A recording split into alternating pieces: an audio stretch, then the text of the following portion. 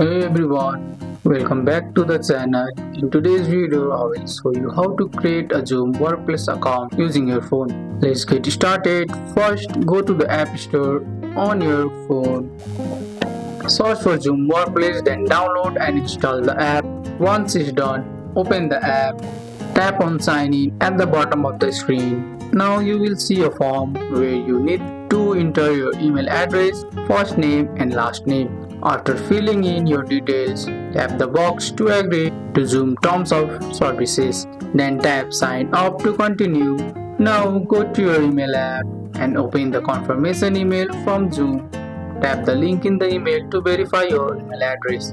This step is important to complete your account. Once verified, the app will ask you to create password.